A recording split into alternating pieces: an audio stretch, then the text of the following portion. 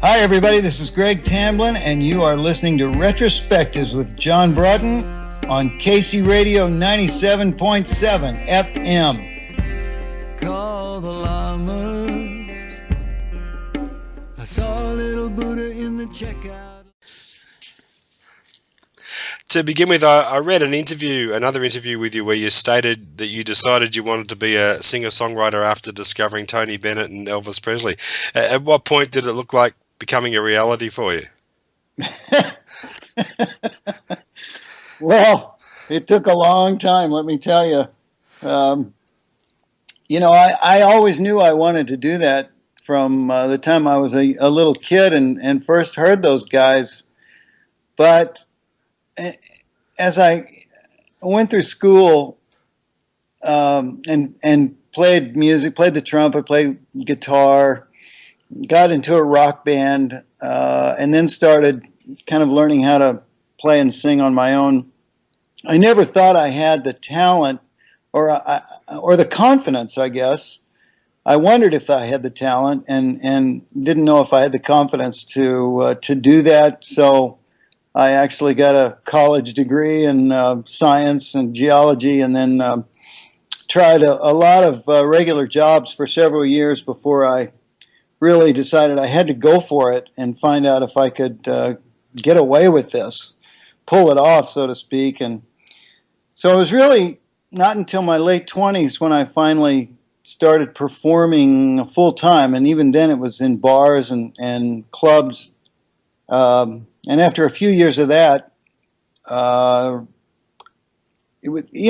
realized it was a bit of a dead end, and what I really wanted to do was write songs. So then in my mid-30s, I moved to Nashville and kind of started over as a songwriter. And what did you take out of that experience in Nashville?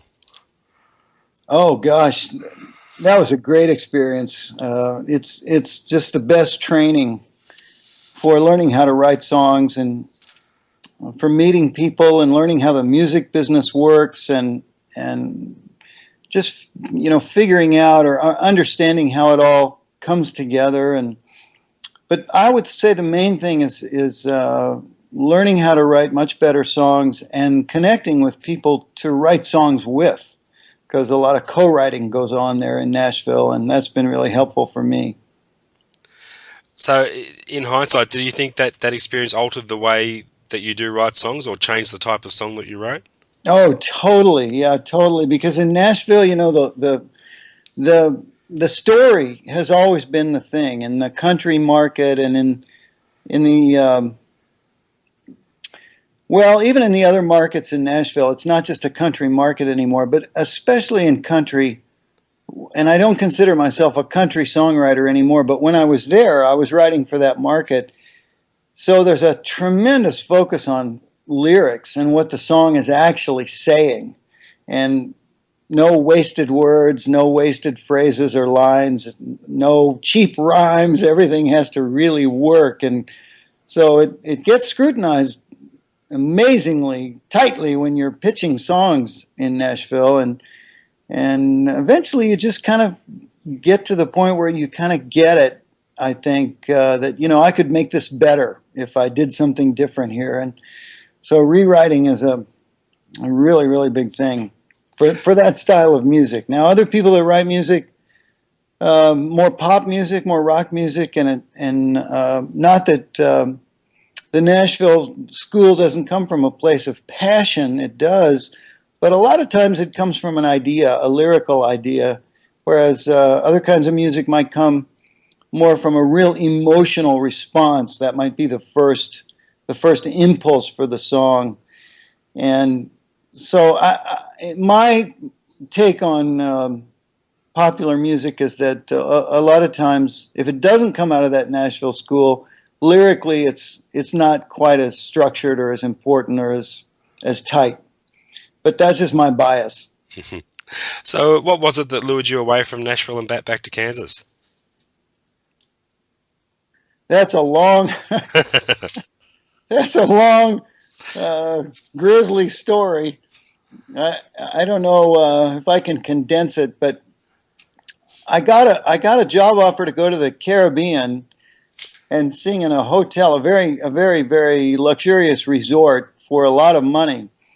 And it was a good time for me to take a little break.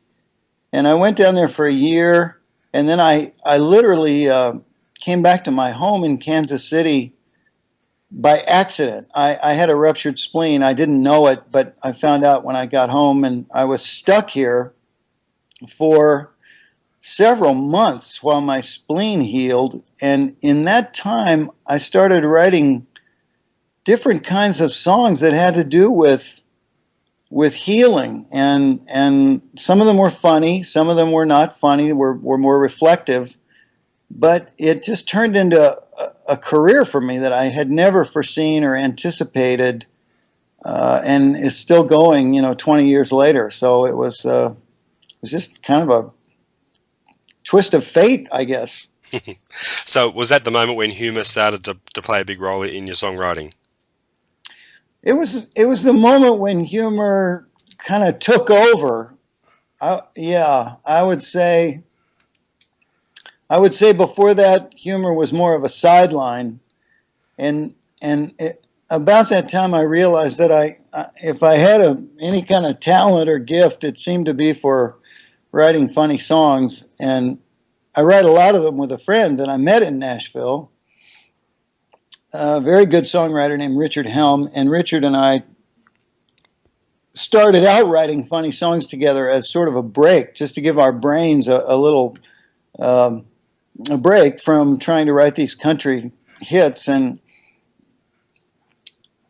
we were good at it. We got a lot of attention for it in Nashville. And then as I sort of segued into this new career, it just seemed to work out that people were hungry for the kind of stuff I was writing, and it was naturally coming out of me. So it was, like I say, it was unanticipated, but it worked.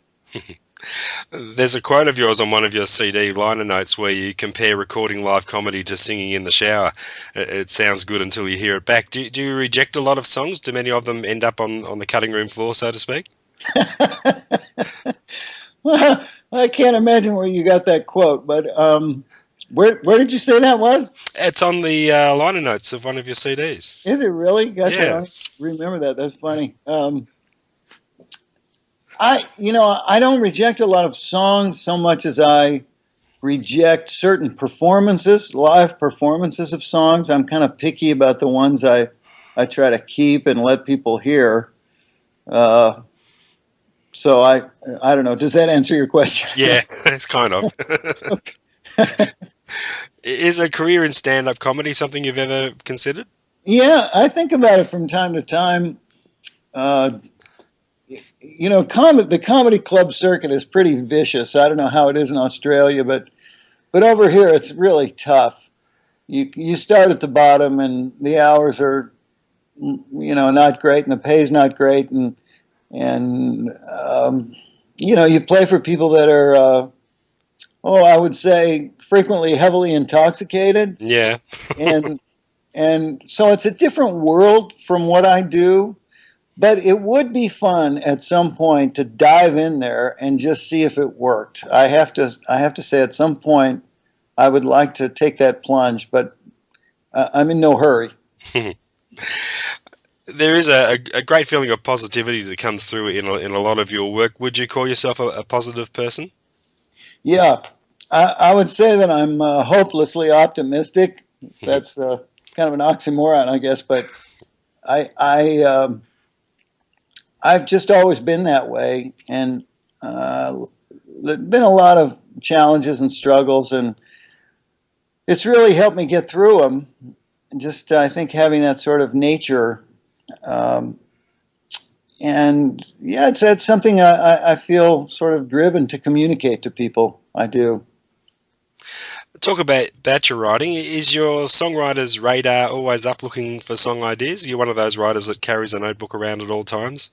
Constantly, yeah. Not only a notebook, but often a little digital recorder. And if I don't have the digital recorder with me, I have the memo function on my cell phone, because you just never know when somebody's going to say something or you're going to read something and go, wow, that's another, there it is. I got to write that. So yeah, you never have a day off. It's just, you've got to be on the alert all the time. Yeah. Is there a golden rule of songwriting for you? That was something you always try and apply to yourself when writing? Just I think that it's something that I would not get tired of hearing. I try to. You don't always hit a home run, or that's an American expression. I don't know what would the Australian expression be. score a goal. You don't always, yeah. You don't always get it what you're going for, but you need to try. You need to try for something that will be good 10 years later or 20 years later. Something, unless it's just a very, very topical thing that obviously is going to fade out. But yeah, to try to come up with something that people will appreciate, maybe even after you're gone. That's the goal anyway. I don't know how often I hit it, but it's always there. Yeah. You've carved out quite a niche for yourself doing presentations in the corporate world. Tell us how all that fell into place for you. The same way. I just when I came back from the Caribbean, I started writing these songs that were more reflective and funny in some cases, and in many cases funny, but they were about. I tend to call them life songs instead of love songs. I sort of unconsciously stopped writing romantic love songs and started writing these songs about life. And they were usually about either making fun of how we get in our own way or overcoming some obstacle. And people started hearing these songs at little get-togethers or wherever they'd hear them. And the doors started opening, and they started inviting me to come to their company, their corporation, their conference, whatever it might be. And as I said before, it was just nothing I ever envisioned. When you think about going into the music business, you just don't think about that. It doesn't even show on the radar as a blip. But it was a really cool little niche that I discovered I kind of fit into. And still going. So, I mean, I tell people I'm still getting away with it because that's how I feel. Do you sometimes have to specifically tailor your presentation to suit the type of audience you're going to be presenting to, or the type of company that you're going to be presenting to? Absolutely. Yeah, you got to be pretty careful when they're paying you a lot of money. And especially in a corporate setting or a conference setting, you can't do anything, of course, political. You can't do anything sexual unless it's very, very vaguely sexual. You can't do anything obviously religious or spiritual. You have to be real careful. And beyond that, many times they'll say, we want some kind of presentation that touches on, this aspect of leadership or wellness or stress and humor, something like that. So yeah, they're pretty much all customized for those clients, those audiences. Do you occasionally find yourself changing your presentation midstream because of the mood of the audience? Yeah, occasionally, not always, but sometimes you can see that maybe something's not working. Yeah. And you better shift gears. Yeah, you have to be nimble. What would be some of the more unusual places you've been asked to present at? Well, the military has hired me quite a bit, which I find amazing. And I guess it's not for the mainstream military. It's more for like their wellness conferences or wellness programs. But I've done stuff for the Army and the Navy and the Coast Guard and combined health forces. And that's always real interesting to me because I never had any kind of connection to the military growing up. Nobody in our family was really active duty or anything. Well, I guess my dad was back in World War II, but not when I was alive. And so that whole military culture is pretty interesting, and it's been fun. It's been fun to go into places like that and and pull it off and get away with it. Like I said. I noticed on your CD Analog Brain in a Digital World, you had some songs there where new lyrics have been added or changed around. I guess if you're dealing with songs of a comedic nature, it's important to keep them fresh and constantly evolving.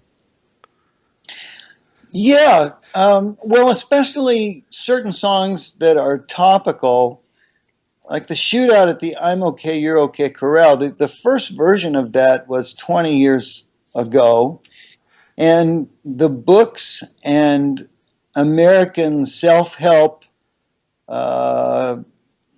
phrases that we used 20 years ago, some of them were a little bit out of date, and so it made sense to rewrite that for this CD using more up-to-date stuff and putting stuff in there like Oprah and I mean, I don't know if this even makes sense in Australia. Do you get Oprah?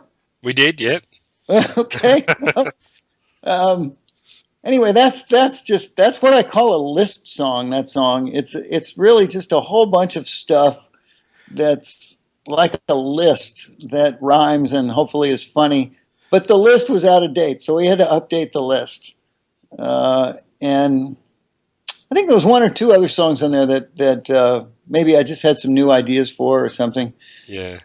But I remember one of my English professors in college told us that William Butler Yeats, never finished a poem. He was always rewriting them. And so I kind of took permission from that. I thought if Yeats could do it, I could do it. So for you, a song is never really finished?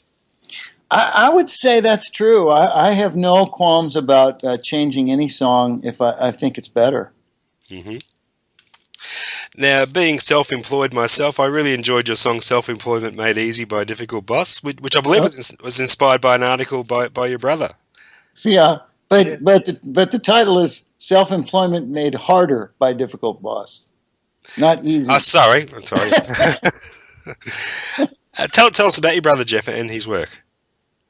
Well, I have two brothers, and they're both funnier than I am by quite a bit, I think. But my brother Jeff, who wrote that article, he's mainly a filmmaker, and for years and years he did corporate video. He still does a little bit of that, but now he makes feature films.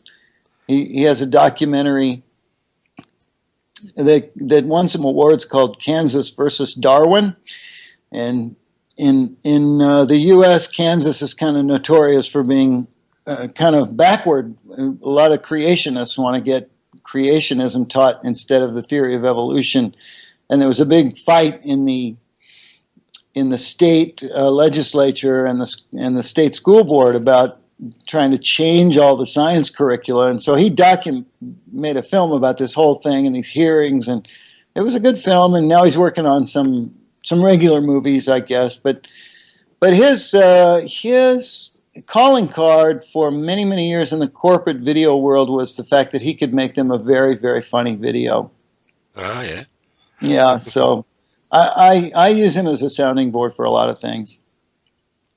And I believe you've also broken out into the field of literature. Tell us about your book, Attila the Gate Agent. Well, it's funny how things kind of show up later in life. I started writing newsletters, I don't know, 15 years ago or so, just to keep in touch with fans, and this was before email, just before email, I guess. So originally they were mailed out, but then they became email newsletters, and I would always try to entertain them with some kind of funny story or thing that was going on, and eventually people just started writing back and saying, you need to make these into a book. You need to write a book about these stories, these adventures you're having out there, because we really like them. And I thought, well, what the heck, that won't be hard. And so I collected a few of them and then wrote some new ones and put them in a book. And what I found that is great is that I actually love doing that. I love writing. I love writing articles probably even more than I love writing songs, because I get lost in it. 5 or 6 hours can go by and I don't even notice. It's just, it's really absorbing. And I guess that's one of the keys to, enjoying life, is doing what you really love. Absolutely, yeah. Yeah. And So, yeah. just before I let you go, Greg, upcoming plans. What's on your books for the rest of this year? Well, I got a lot of work this summer, a lot of concerts this summer, so I'll be traveling a lot. Um, and then in the fall, we're just starting to book that now. I hope to keep writing, and I'm also recording. I have enough songs for a new CD. This will not be a comedy CD, although there are some kind of wry, ironic songs on there, but many of them are more reflective, prettier songs. So this will be my first CD of really pretty songs in a long time. And the tracking is pretty much done for that. We just have to get the vocals, which takes me longer now because, I don't know, I'm older and slower. So I hope to have that out before the end of the year because I'm really proud of these songs. And then maybe another book. Oh, terrific. And what would be the percentage divide between corporate gigs and just regular concerts for you? Oh, you know what? It's probably, before the big recession, it was probably 60-40 concerts to corporate. Yeah. And since the big recession, I would say it's more like 80-20 because the budget's really dried up for a long time. Yeah. Did you have a big recession in Australia? We got through it better than a lot of places, but yeah, it certainly hit us, that's for sure. Yeah, that's good because over here a lot of people and a lot of companies were hit really hard, especially a lot of associations. People that used to have budgets found they didn't have budgets. So, but it's coming back, so that's good. Terrific. Hey, Greg, thank you so much for your time. It's been a pleasure to catch up with you. Really enjoying the CDs you sent down to us. They're a lot of fun. And hey, there's a pretty good corporate circuit down here. You might even want to find your way down here and do the rounds. Well, I've been close. I've been in Singapore. Oh, that's not too far. So it's not too far, but I would love to get back to Australia. You know, the one time I was there, it was just the best. It was such a great place. I love the people.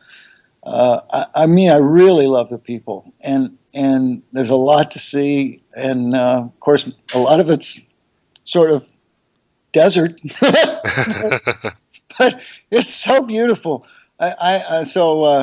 If I get back, or I should say, when I get back, I would definitely let you know. Yeah, certainly do. And in the meantime, we'll spread the word for you. Yeah. Well, thanks, John. And no worries. Yeah, if you can let me know when you think this will be on, I'll tell the people I know in Melbourne. Fantastic. I don't have an exact date yet, but I should have it in the next week or so, and I'll let you know.